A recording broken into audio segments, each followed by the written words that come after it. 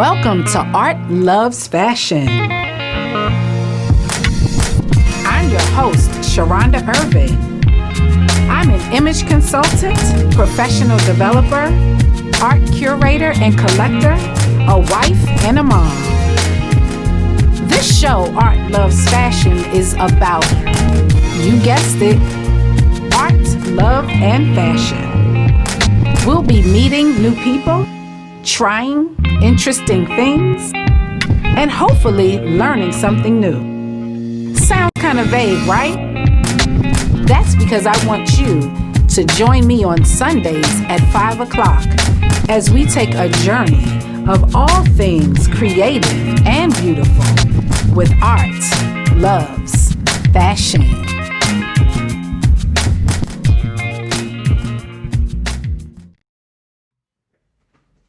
All right, welcome to another episode or edition of Art Loves Fashion. I am your host, Sharonda Irving, and we'll be going on another journey of all things beautiful and creative. It's hot outside and things are still heating up out in our community. So I wanted to take a minute to just acknowledge all the work that's being done out in the streets and in the community on behalf of Black Lives Matter and anti-racist work. I always want to make sure that I acknowledge what's going on as we continue to talk about art, love, and fashion here on the show.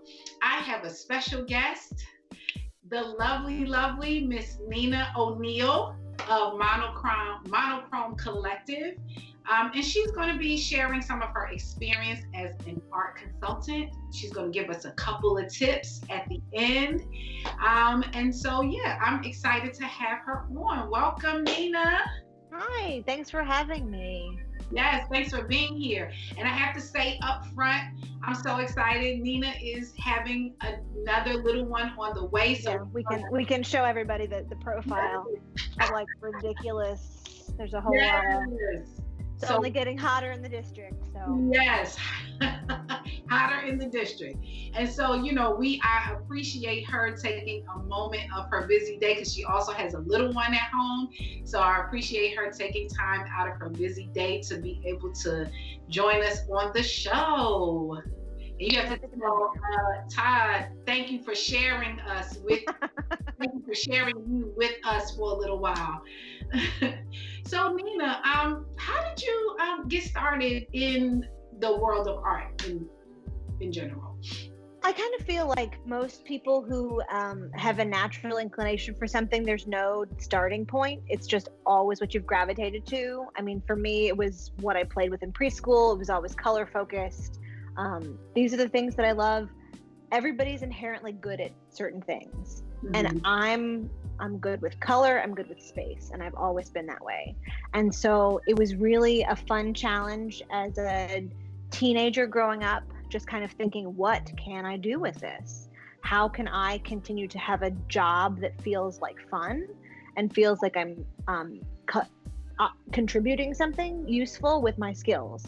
So it was, DC is a tough place to be in the arts because there's so many options.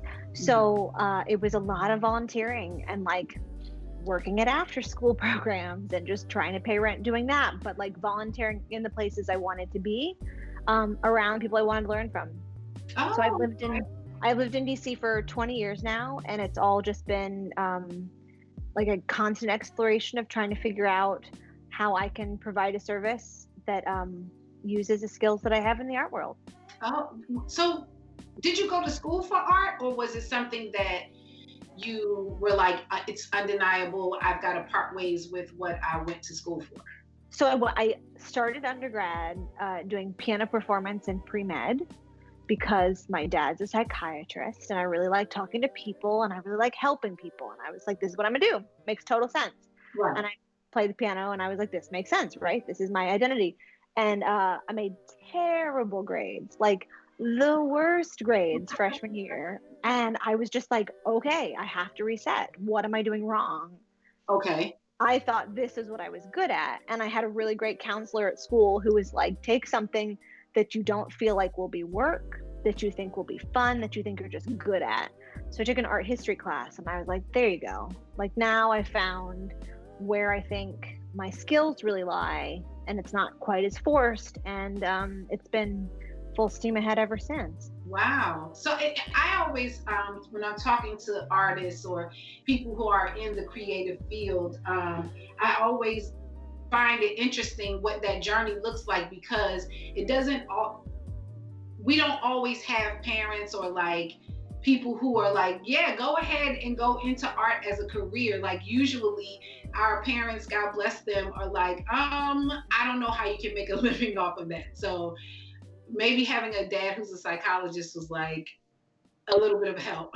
I mean, I remember like well after college, I was just like, Mom, I really think I probably would have loved going to FIT. And she's like, I would have let you go to fashion school. I was like, don't even say that. You never would have let me go to fashion school. Like, you're saying that in hindsight. But at the time, it's really, and now being a parent myself, it's a really interesting challenge to walk the walk when it comes to, you can be whatever you want to and do whatever you want to. So, I mean, I'm just trying to ingrain that in her little brain from the beginning, right? Like Yeah. there is merit to all careers. Yes. So Yeah. That's good. Well, you know what? And I had that same exact experience when I was graduating from high school. I wanted to go to FIT, and my mom, and I'm not mad at her, but she was like, you need to do something that's going to pay the bills. And I was like, okay. And then, like you said, eventually it still stayed in my life. And then here I am today, which is fine. Because what I wound up doing is like FIT has like adult education. So I took courses there. And one of the instructors was actually an educator who didn't get into fashion until she retired from teaching. So I was like, okay, there you go.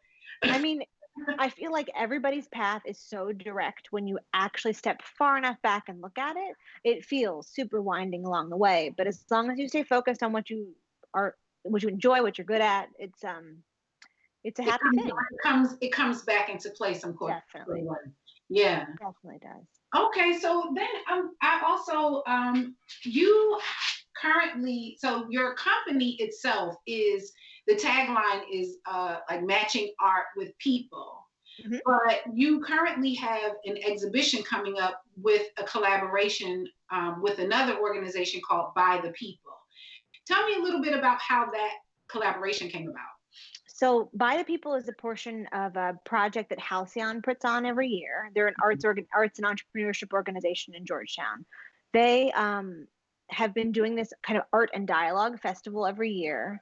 And a couple of years ago when they started it, it's amazing. They bring out international performance artists and installation artists, and it's great, right? Like Nick Cave performed. It was a big, bananas, crazy, wonderful thing.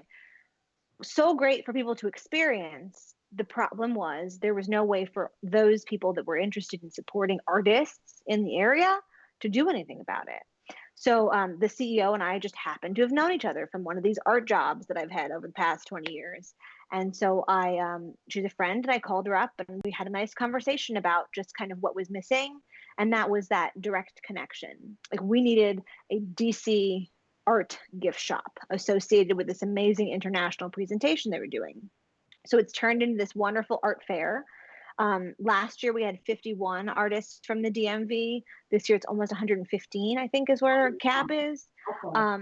Because of COVID, we're doing it online because virtual is the safest way for us all to be at the moment. But we couldn't discount the fact that the issues related to the pandemic haven't gone away for these working artists. Yes. It's not like money just reappeared in accounts. It's not like jobs have just turned back on. So we're really excited to still be able to present this opportunity for folks who are interested in supporting them and buying work to do so. So it's not just an exhibition, then this is actually people who are interested in art collection or acquiring art. They can see and buy art. Exactly. It's going to be everything for purchase in a very comfortable retail format. Each artist has like 3 to 5 works up. There's a lot. The volume is incredible. And the really wonderful thing, which you don't expect, but it works out really nicely being virtual, we don't physically have to move all of the works to one location. So the volume is incredible. There's just so much variety. and so many great, talented people who are working in the area. Every ward is represented, as well as artists up to Baltimore and down to Richmond. So it's great. Nice, nice. I did see on by the People's website that they said that they made sure that there was adequate, well, there was really good representation for Ward 7 and Ward 8 artists as well in that. So that We was spend a lot of time. I feel like it's really important for those of us that don't necessarily have direct connections with larger groups of art groups in those wards to make friends and ask them to spread the word, so that nice. you make sure that you can cast your net as wide as you possibly can. And we've been really lucky. We've been really lucky. With Mhm. the original dates, we postponed, we pushed back. We had a really good conversation with a lot of the Black artists who are participating. And we said, we're not, it is inappropriate for us to open the show on June 11th. It doesn't make sense and it doesn't feel good to anybody, but you need this. And so we are here to provide this for you. Mhm. When would you feel comfortable promoting your work? And we had a just beautiful open dialogue about kind of the understanding that nobody feels super comfortable celebrating themselves in the first place, Mhm. but it's a necessary business part of creating work. And when we were all comfortable, so we pushed it back to the 26th. So Mhm. it's giving us a couple weeks. And we'll all be, you know, maybe ready, maybe not ready, but it's necessary for us to support these artists. So we're Absolutely. doing our And that makes sense because, like you said, like people who are working artists or people who are in like the gig economy, as they call it, like people have to, work is still like a reality, even in light of the pandemics that have converged together. I Um, mean, people aren't going to your studio. They're not making those, unexpected drop-bys to go see what work you're working on. Everybody's staying away and everybody's minds are focused on other things. yeah. So we're trying to create that kind of one easy online shopping hub for people to scroll through in the convenience of their own homes when they do have free time, Mhm. to go shopping and support these artists. Right.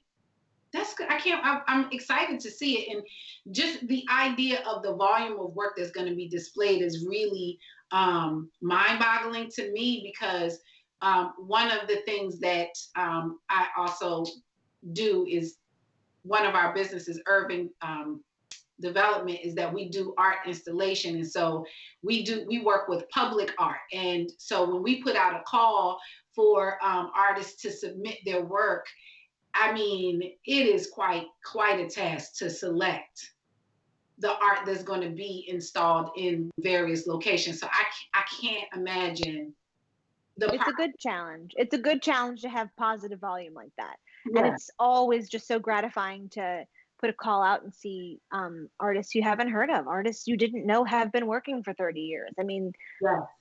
it's a generational thing too, that people aren't necessarily, after they've been working for a while, they're used to getting calls for work in one format, and then the format changes and they kind of fall through the cracks. So we're excited to be able to make sure and Mm. open that up to everybody. That's an interesting. I didn't think of that. That's so interesting. That's so interesting. So with that, this idea of like having this conversation around postponing and why it was important to postpone, I was wondering, where do you see the art world in terms of this increased conversation around making sure that uh, Black artists, Black perspectives, um, um, even behind the scenes, Black people working in these various industries. Like, where do you see the art world being able to pivot, or how do you see that happening? Because all of the industries, as we have been talking about, have this sort of blind spot when it comes to really being inclusive of Black people, and the art world absolutely is not. Mhm. We are absolutely included in that. So where do you see that going in the art world? I feel like it's interesting. It's a necessary task for all of these organizations to step back far enough to be able to see what they are like themselves from afar, right? One thing that I did when I started my business was I decided I was never going to represent artists, anybody.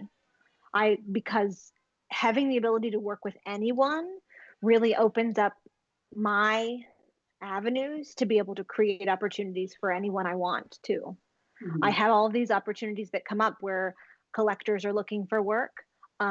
And I don't want to go back into my pocket to the same 6 people, because I don't think it's fair to keep giving these opportunities to certain folks when you can cast a wider net, like all of these 115 artists that I've just met or didn't know very well.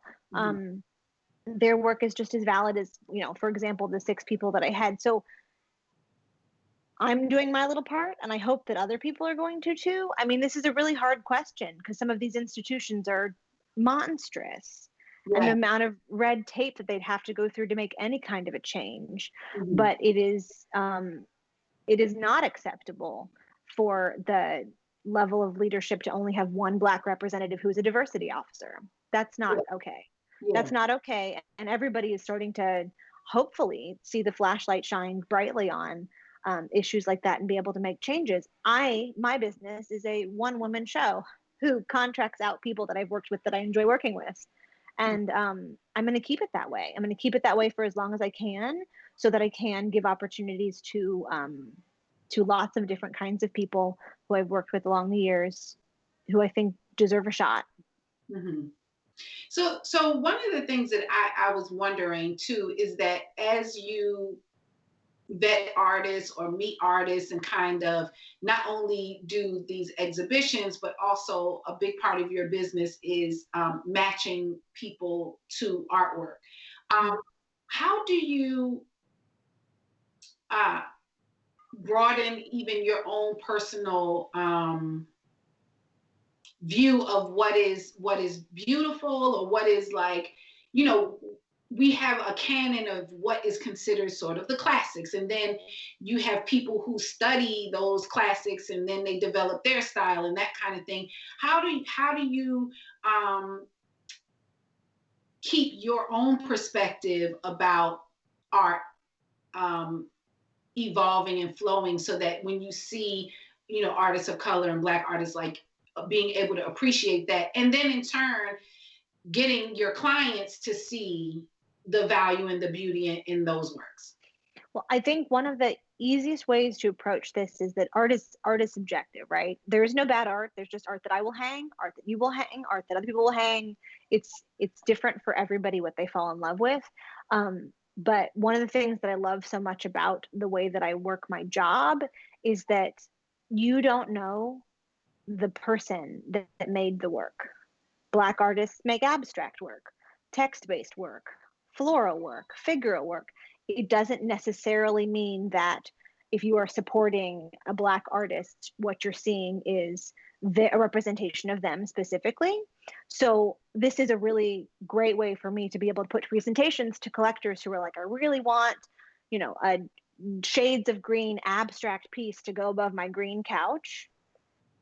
What you present to them can be a group of 15 different artists who are all happening to be Black, and it's not like I have to convince them this is a good idea. Art is beautiful, and you can't tell by what you look at who made it. And so Hmm. it's a great way to open a door that they may not have considered in the first place. Interesting, interesting. So yeah, so putting the art, basically putting the art in front of the collector or the client and letting the work speak for itself. It always does. Yeah. I mean, you'd be surprised. You can't. I mean, especially let's talk about fashion, right? Like you can't tell who made the clothes.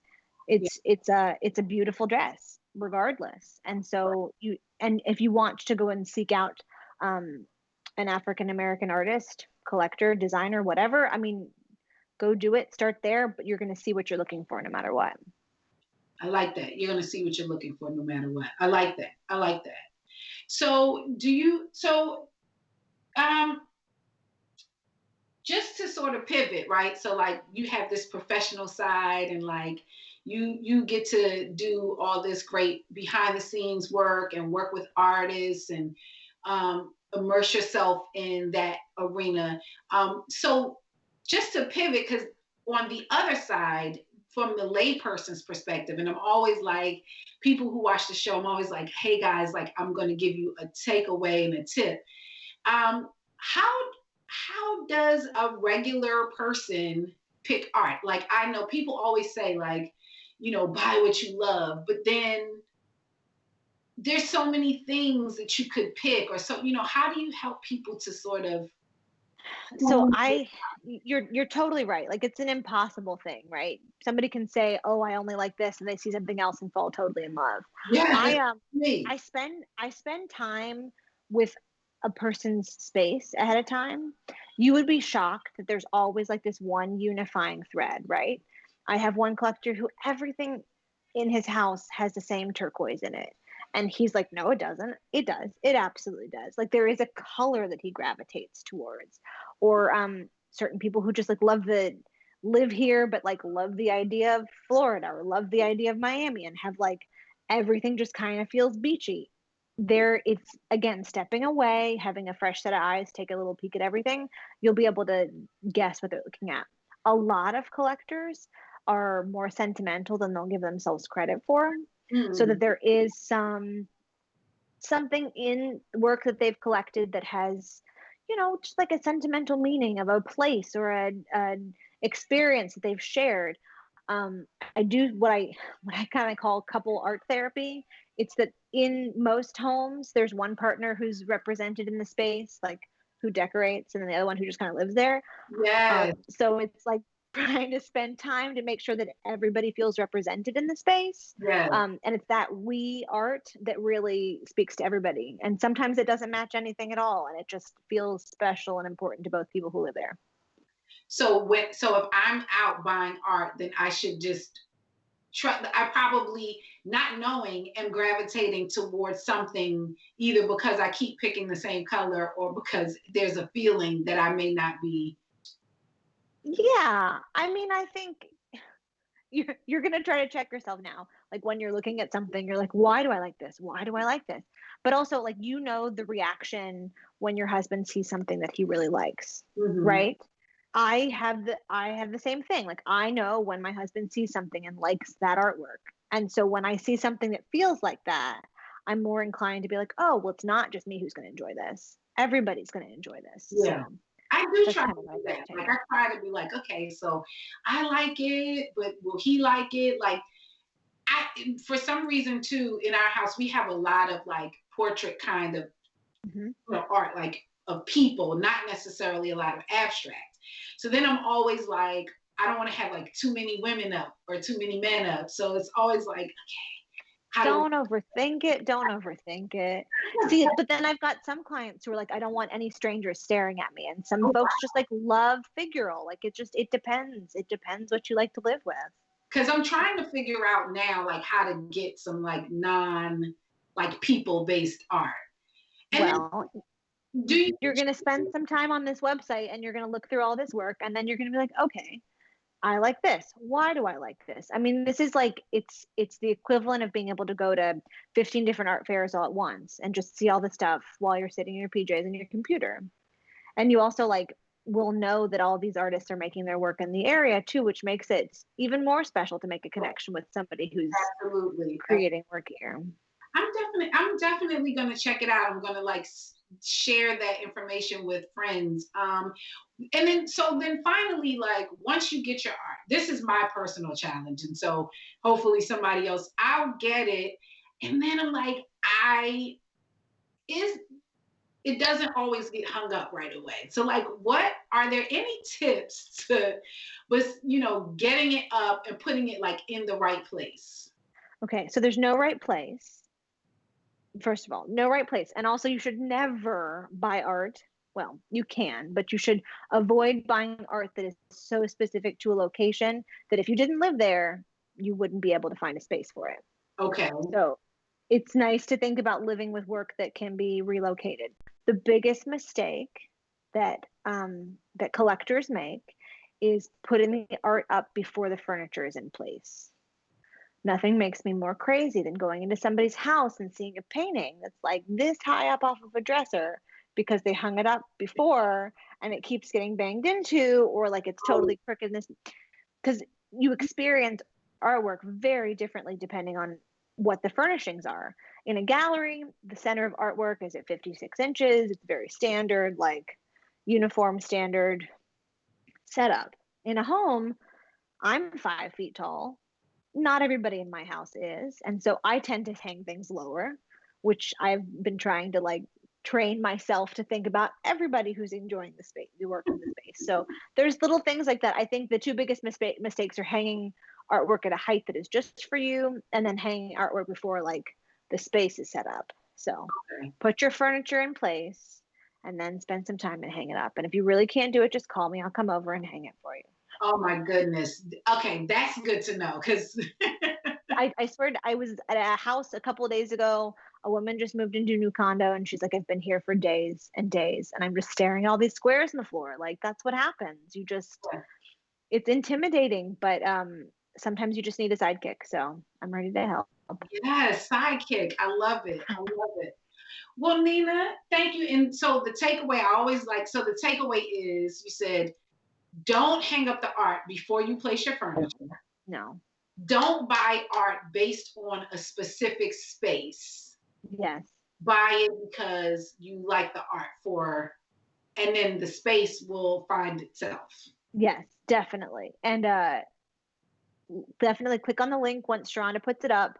Come art shopping and like support your neighbors who you didn't know made work because what's the website that they will be able to see it? It's going to be through bythepeople.com. It's going to be through By the People. It'll be on my Instagram, monochrome.collective. We're still building the site. So I will certainly spread far and wide the official link once it's up.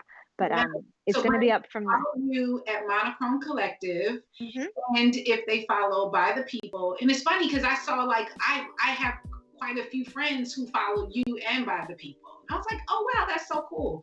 So if they follow you or By the People, they will see when it's the website is available and when. But through my website and through the By the People, I'm just monochrome.collective.com. It'll all be easily linked there. So you're going to have access. We're going to be up through July 12th, so up for a nice long time. So there's plenty of time, and all the artwork will be hand delivered by myself, so I can come over to your house and say hi and drop it off socially distant on your porch. Yeah. Because we got it's at home safe. Everybody's at home, and everybody's staring at blank walls, saying, "What did I do? I meant to buy something, and I never did." It's been empty for 6 years, so we're here to help with that too. Awesome. Well, once again, Nina, thank you so much for sharing some time with me. It's always great to see you. Tell the family that I said hello. Well, thanks for having me. It's been really great, and I'm excited to be able to share the work of other people. As I tell everyone, I don't make it, I just make it look good. So I'm excited for everybody to see the hard work.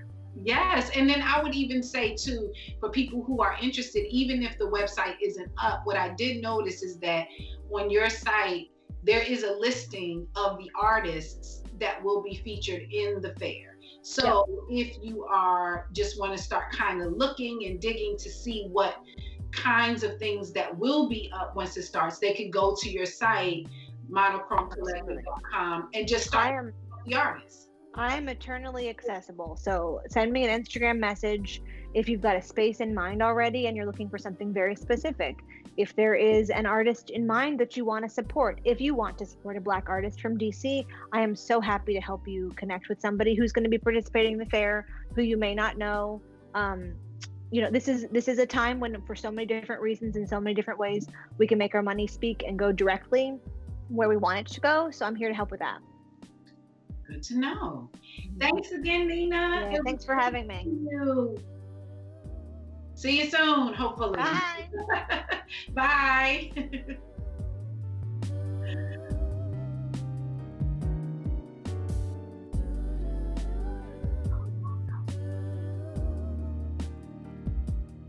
You could just probably press the red button and you're free to go. Thank you. Okay, so we're going to transition into our next segment. And our next segment is actually going to be fashion. Normally, I like to save fashion to the end. But my fashion segment, I think, goes right along with the discussion about art. Um, my topic for today is pattern mixing. How to pattern mix like a pro. So if you are one of those people who like to see people on Instagram, they have all these fun, artsy or out of the box outfits on, I'm going to give you a couple of tips today on how to mix patterns. Um, hey, I love it. I love it. Um,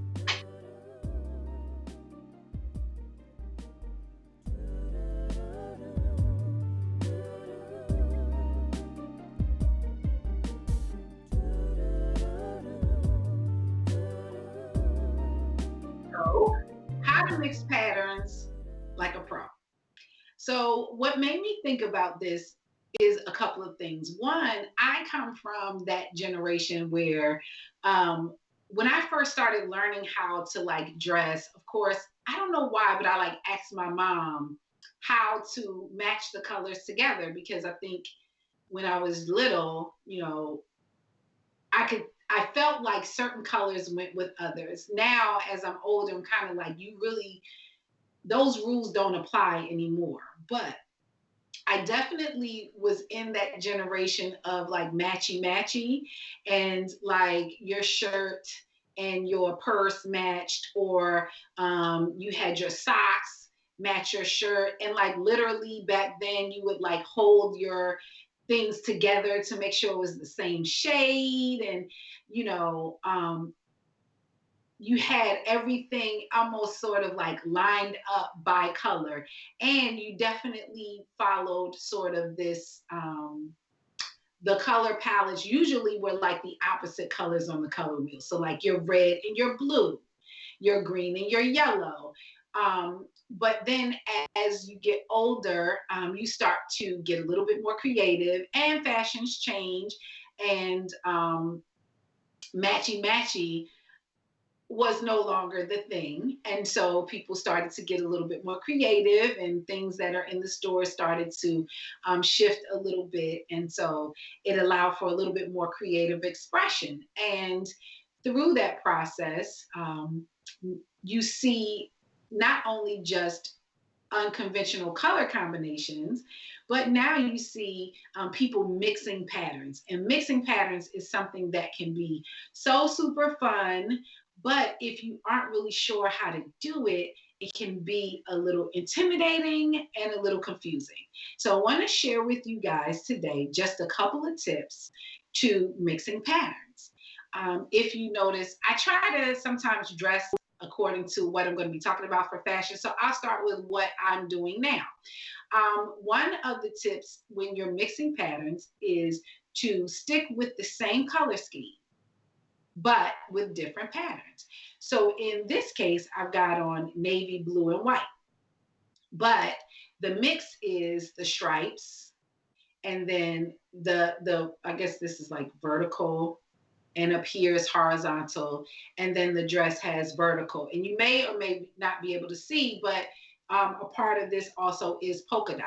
But everything is the same color combination, and so it works. That's a really easy first step into pattern mixing.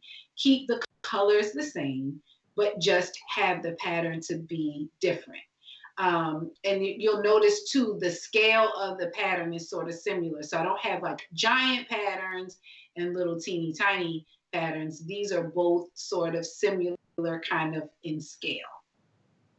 So the next tip that I'm going to share with you for pattern mixing is, and I'm going to move over to um, my rack. So you can also, so this is the same color palette, but different patterns. Now I'm going to show you how to do the same pattern, but in a different color. So here I have a gingham top, and this is actually, it's hard to see it, but this is actually a gingham colored skirt. And so that's weird. Let me fix it. Whenever I'm doing this live, you never know what can happen. So gingham in sort of this blush color, and then gingham in this like burgundy-ish color and white. And so that's another way of mixing. Same pattern, different color palette. I'll show you another way to do that as well. Now this one, you got to be a little bit adventurous, but you see, you've been seeing a lot of this, right? A lot of the animal print on animal print, leopard on leopard on leopard. And those of us who are a little eclectic and a little bit adventurous may be comfortable doing this. This is a sheer, as you guys can see, I love a bow, right? This top has a bow, dress has a bow, but we've got leopard on leopard, two different fabrics. I've got this, they're both kind of flowy. So I've got this pleated midi skirt and this sort of sheer kind of organza-ish top, but both leopard on leopard. And so again, this is kind of a safe way to mix a pattern. Same pattern, but sort of in a different tone or different fabric. So you got 3 ways to do this. Find those similar patterns, similar color palettes, but maybe either different scale or a different tone, and you can go in that direction. Now, if you feel like you are ready to get a little bit more adventurous and take your pattern mixing to the next level, the next thing that you could try is you look at your colors and you find colors that are similar in the pattern. And then you go with those two because there is something in the anchor colors of the pattern that go together. And I'll show you what I mean. This is one of my favorites. So I've got a floral sweater. I love this floral sweater for it's pastel background, but the richness and the deep tones of the florals make this a really, really versatile sweater. I love, love, love this. But this top, which I just showed you with the other gingham, it's got that same deep tone that matches the floral. So I'm going to get a little bit closer so you can see what I mean. So if you look closely, you see that there's that burgundy and that rich sort of purplish burgundy in the flowers, and it sort of is carried throughout this floral pattern. And then underneath, I mix the gingham. It's hard to see because I didn't hang it. Let me see if I can hang it real quick. Or you know what? I'm going to do it tennis sweater style, like Carlton Banks.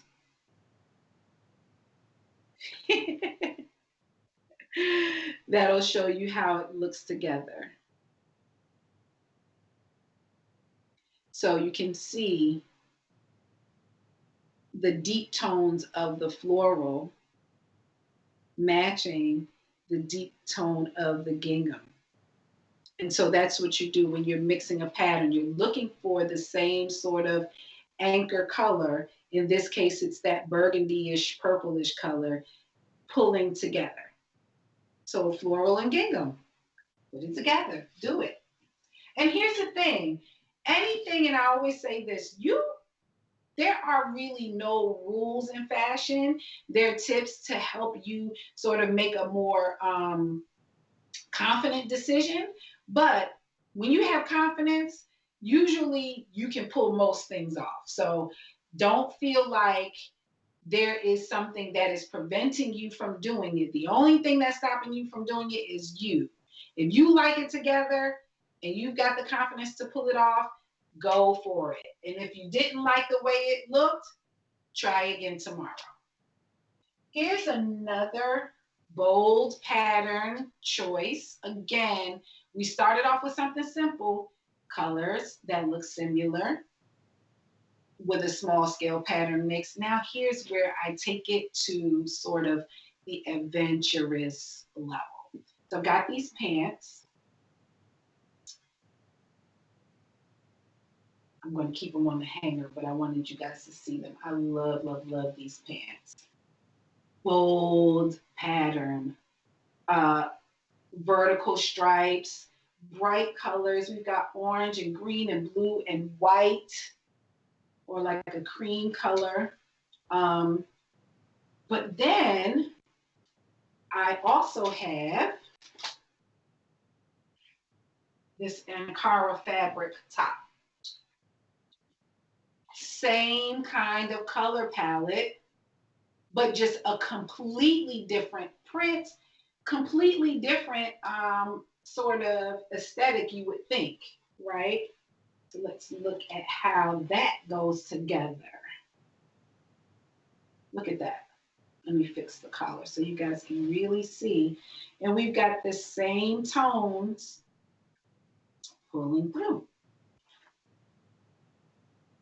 So we've got that blue coming through, that orange coming through, the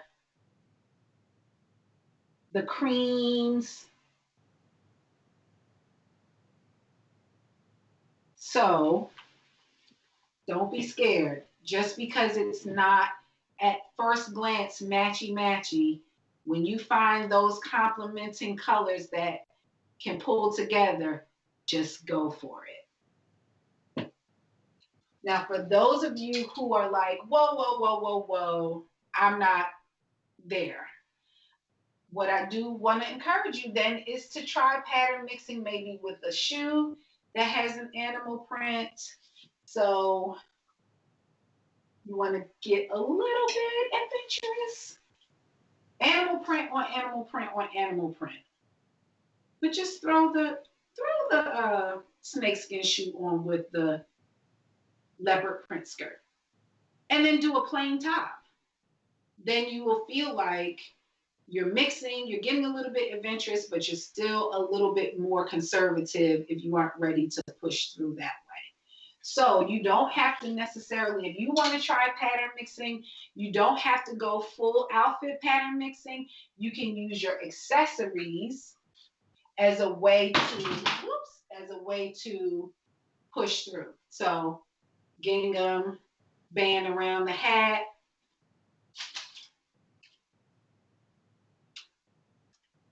And mix it with a gingham top.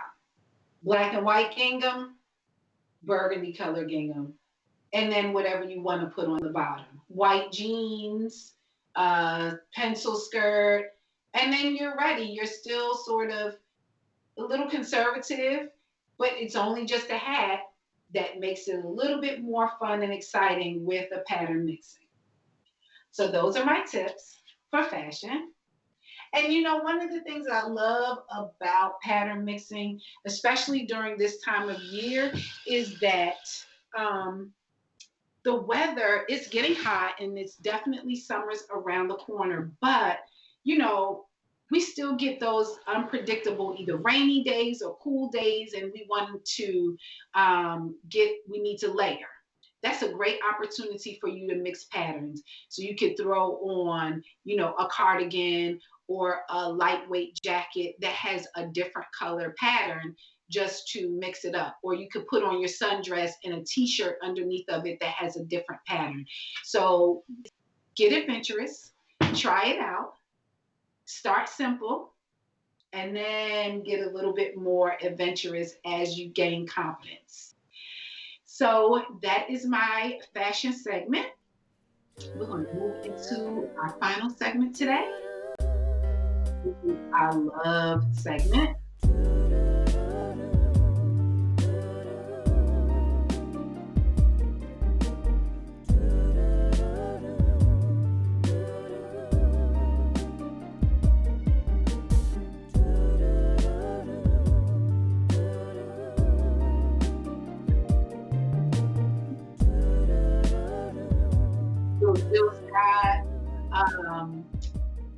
homage to Black men. We need you. And I wanted to play that as a segue into my final segment on love, which is a tribute in honor of our Black men. But in light of Father's Day, I wanted to be specific about our Black fathers and honor them on this day in anticipation of Father's Day, and also just as reinforcement to let them know that throughout all the times and in these very, very um, politically heightened times that we love you, we need you, and we see you and we honor you. And I wanted to just share a little bit of data before I show the pictures. Or you know what? Let's go ahead and share the pictures. But I wanted to share a little bit of data because I want to dispel just a little bit of stereotype and myth. A lot of times we hear the stereotype that many Black children are fatherless and that they are not present in the home. Now, I wanted to just share a little bit of data. CDC actually collects data around Black fathers. CDC, you guys, collects a lot of data, not just coronavirus and disease data, but obviously they've got this data that shows that actually most Black fathers actually do live with their children. According to the numbers from CDC, there are about 2.5 million fathers who do live with their children versus about 1.7 million fathers who don't. Now, this survey is slightly old. I think it's 2017. The numbers may have changed, but even still, this pervasive myth around Black fathers being present in the lives of their children is untrue. And there is a researcher, his name is Waldo E. Johnson Jr. He is a PhD at the University of Chicago. He's a leading researcher into non-traditional families and particularly around Black fatherhood. And one of the things that he pointed out is that one of the things that we know is that data sometimes doesn't really tell an accurate picture. It can be skewed, et cetera, et cetera. He talks about the various institutional barriers that can stand in the way of the data showing that Black fathers are present. And one of the things he talks about is the how mothers, there's a barrier to the access of financial assistance. They have to show that they are, there is not any support from the father in order to get financial assistance. And we all kind of know this, but I wanted to point out that this is actually in the research. Dr. Johnson points that out as one of the things that contributes to this myth. And the data is showing that it's a myth. And the thing that I just wanted to say and lead off with that is because I know that if we scroll through our phones and we scroll through our timelines and we look in our own families and the families of our loved ones, you guys are here, you are present, you are making a difference, and you are loved. And so I wanted to close out the show, Art Loves Fashion, by just doing a tribute to our Black fathers.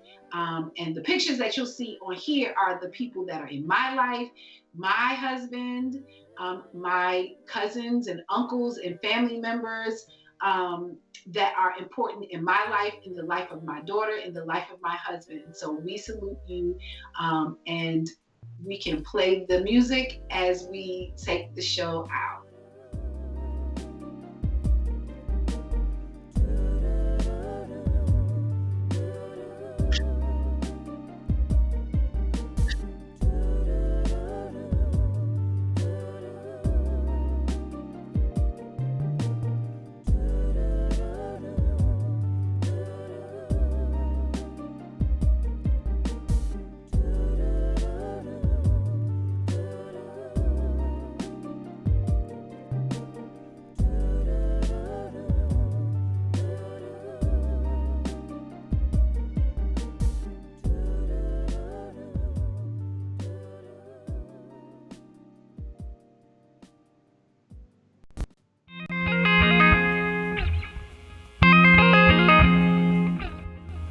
Welcome to Art Loves Fashion. I'm your host, Sharonda Irving. I'm an image consultant, professional developer, art curator and collector, a wife and a mom. This show, Art Loves Fashion, is about, you guessed it, art, love, and fashion. We'll be meeting new people, trying interesting things, and hopefully learning something new. Sounds kind of vague, right? That's because I want you to join me on Sundays at 5 o'clock as we take a journey of all things creative and beautiful with art, loves, fashion.